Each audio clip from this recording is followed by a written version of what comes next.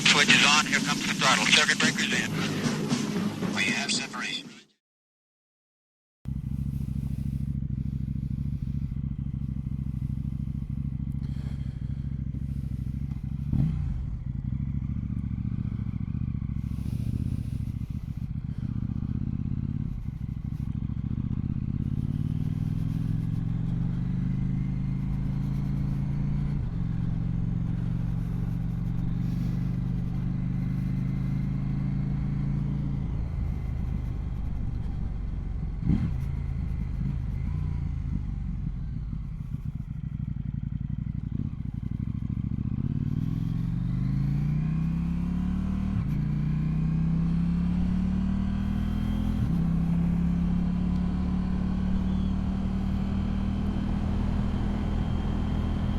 Alright, you peeps, I'm taking a little mosey into Elgin.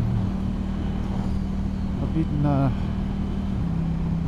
nice flat white to wake me up a bit. I've got a couple of friends that own a cracking coffee shop there. Do the best flat whites in town, so if you're ever in Elgin, Batchen Street Coffee, give them a shout, swing them past, see what you think.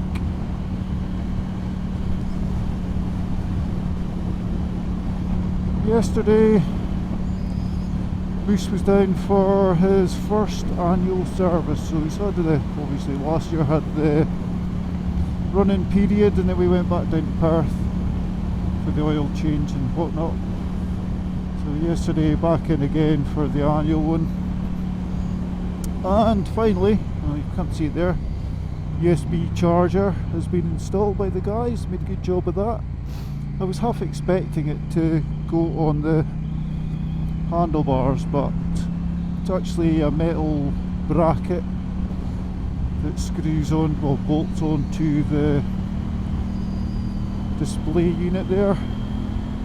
So it's on the side, which is probably a better place. Leaves me more room for on the bars for my GoPros and my Insta, which you can see still doesn't have its cover. So I'll just be cruising today. So yeah, it's fine for charging them if I'm out for the day. It means I'm not having to sort of charge 2 GoPros and an Insta on a power bank all at the same time.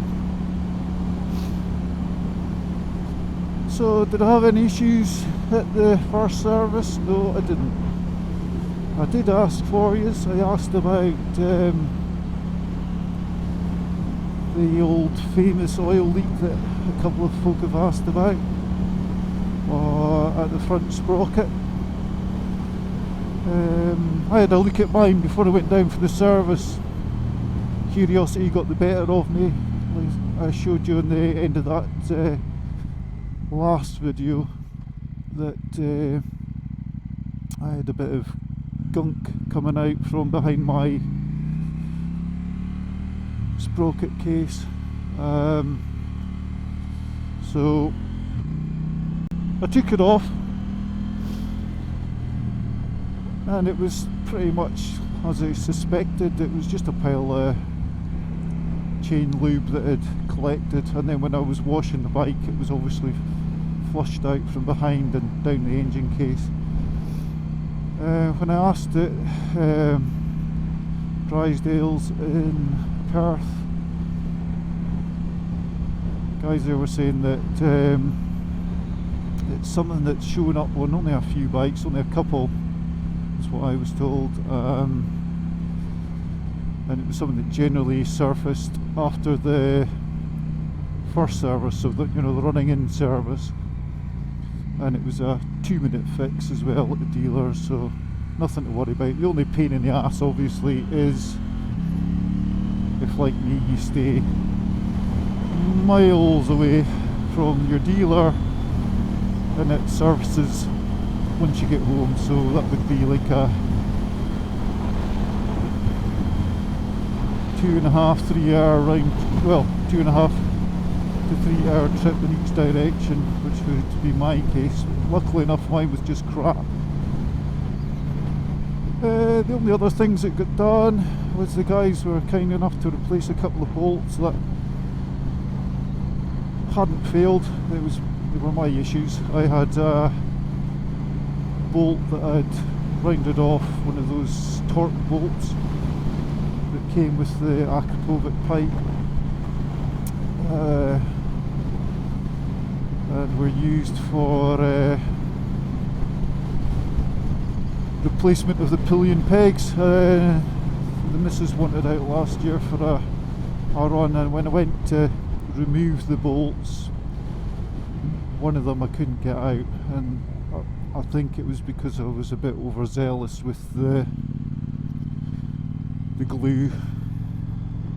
So when I did try to remove it, I just rounded off the head of the bolt, and it took a bit of removing after that, and I couldn't find the right size. I didn't know what size I was going to need to replace it, so I just asked the guys when I was down, got anything, or can you at least point me in the right direction?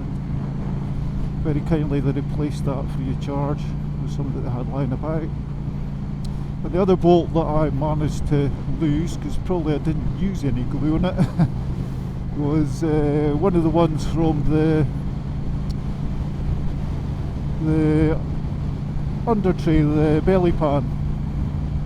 So one of those had worked its way loose at some point. So they put a new one in for me there.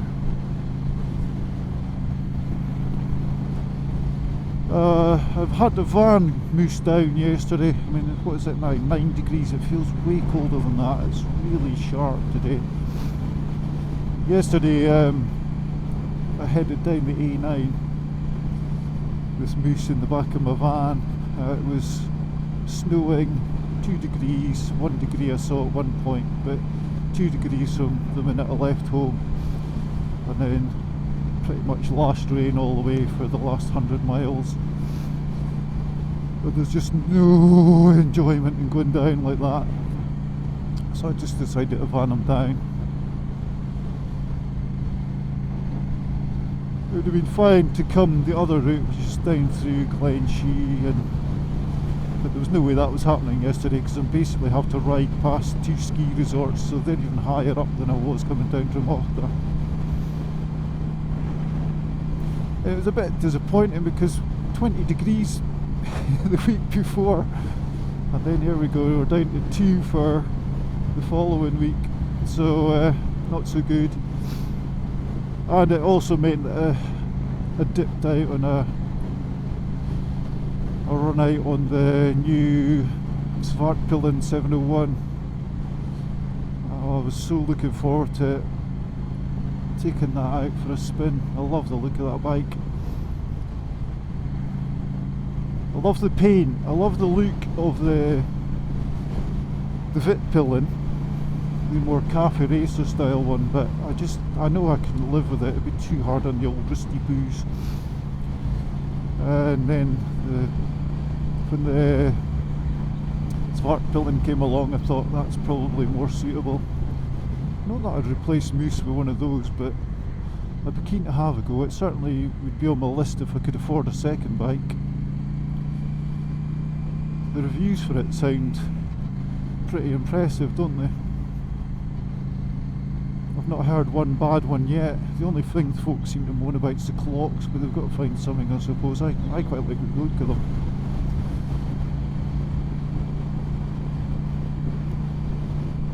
So, yeah, like I said, I'm just heading into town.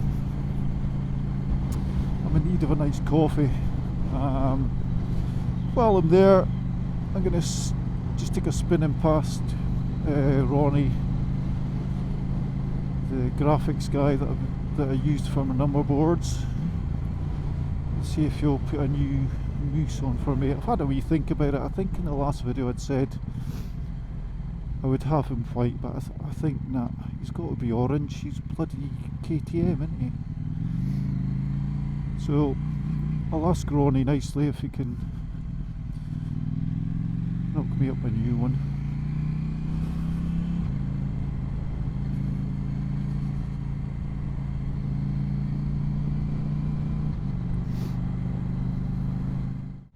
So back to the Insta. Well, I've got it in front of me there.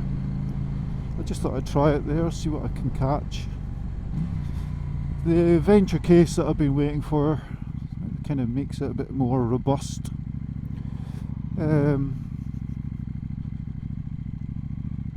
One of the sites that I follow, he's got his one, and he's sort of more interested. He's got one of the old ones that leaked, which is probably all I needed, but you can't get your hands even on them because I just need it to be splash proof and stone proof and fly proof. Yeah, anyway, he tried his new one out while he was canoeing and things. Seems pretty up to the task this time, but there's a bit more lens flare with it, which isn't ideal. So you'll probably see a few artifacts popping up across the footage now and then.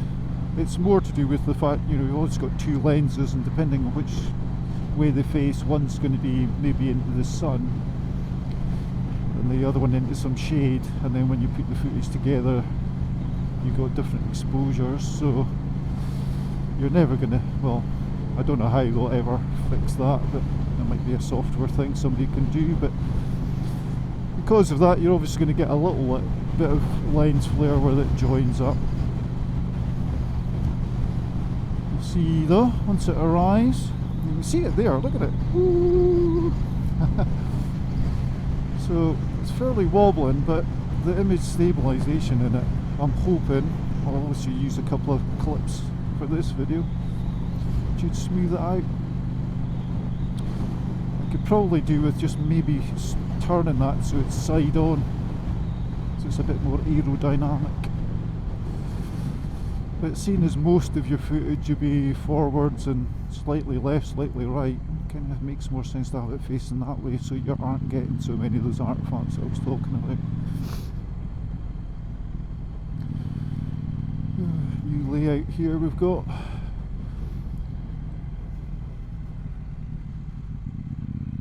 Industrial estate, just in time for Brexit. Crying out for things like that for years, and they do it just before the shit hits the fan.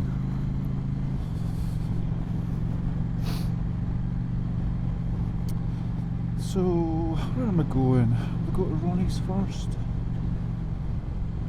Probably make more sense, he's on the left, so yeah. Head into the industrial estate, go see Mr. Ronnie and ask him if he can, how quickly he can turn a moose around.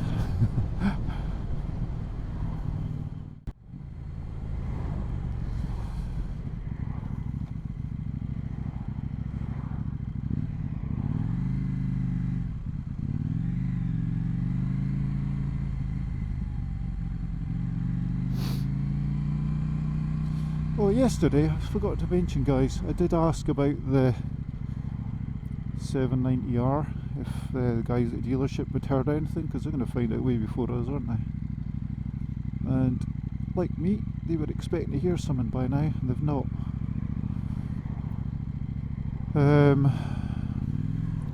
Which is surprising. I honestly thought once the adventure was out, within a week or two we'd hear something. But and while we're on the subject of adventure, what lane are you in, pal? You're in the wrong one. Yeah, I thought so. But now you just feel that, eh? Just think, wait a minute, they don't know where they're going. Anyway, yeah, I'd asked about the Powerparts situation from last year when the guys were asking how I liked the bike, and I said I was super duper happy. It's just a shame about the wee delays and things. I mean, that was my USB a year after I bought the bike, which I have been able to live without, but so that's no biggie. But the other things, the exhaust and mirrors, did take a lot longer than expected.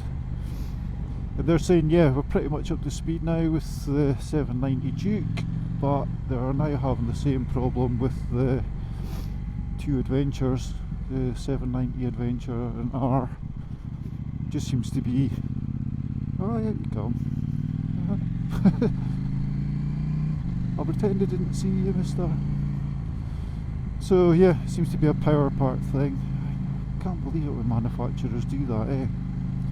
Spend a lot of freaking time developing a bike and then advertising stuff and putting the catalogues out with the photos, and then it's not ready for folk when they want to buy it. Anyway, that's us here at Ronnie's shop. There we go. If you're looking online and you want number boards like mine, this is where you find them.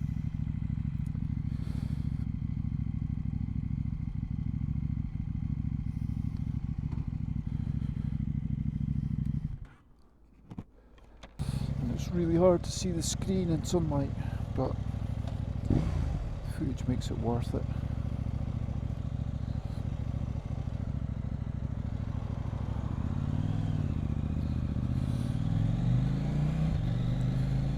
Okay.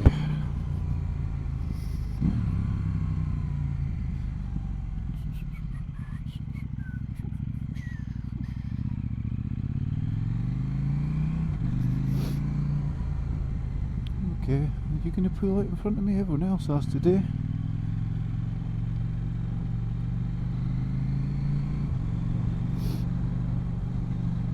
Ooh, chilly. Yeah, thought we were heading for summer there last week. But this week is freaking ridiculously cold.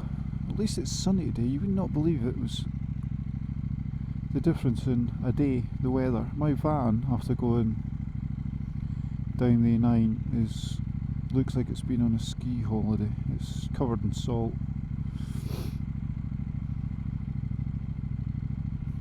It wouldn't have been fun riding in that yesterday, although we did pass a group of Harleys coming up the road on the way back. Probably heading off the NC 500.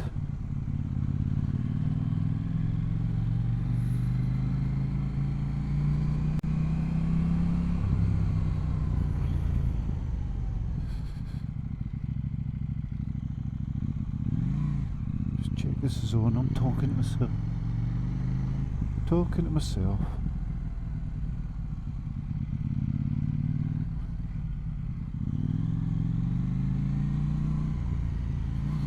Okay. Let's go get Kenny to buy me a coffee.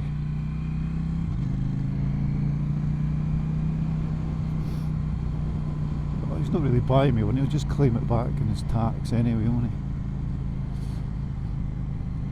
His dodgy accountants.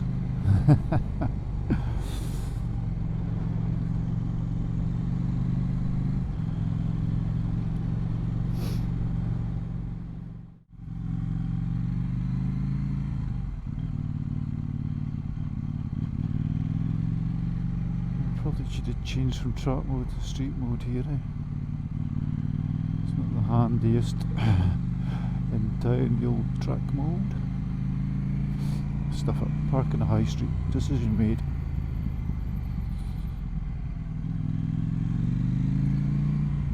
Jesus, what is it with people in roundabouts?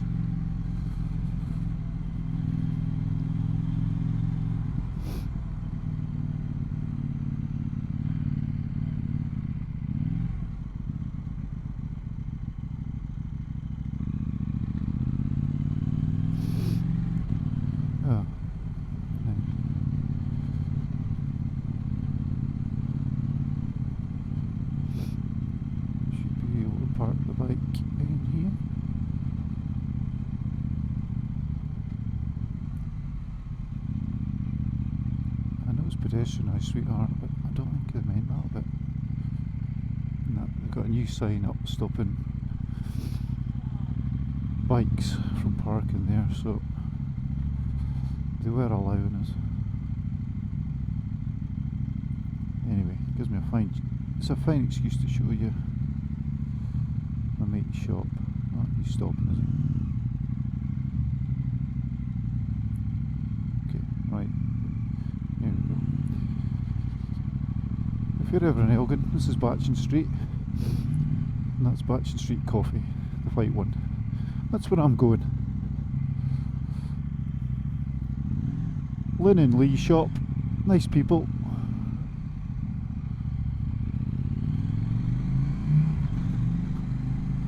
I say Lynn and Lee's, it's mostly Lynn's. Lee comes in now and then to insult the customers. You'll love me for saying that.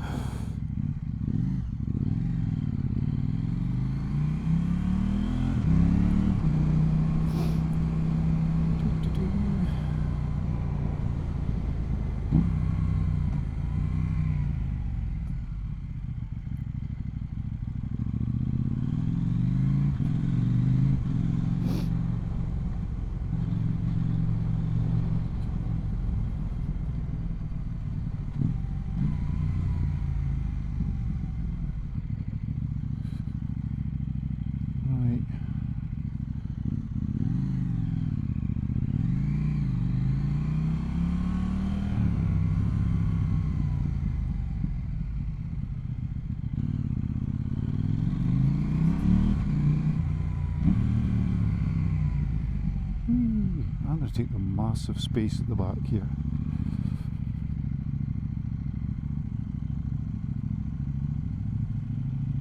There we go, out of the public's gaze.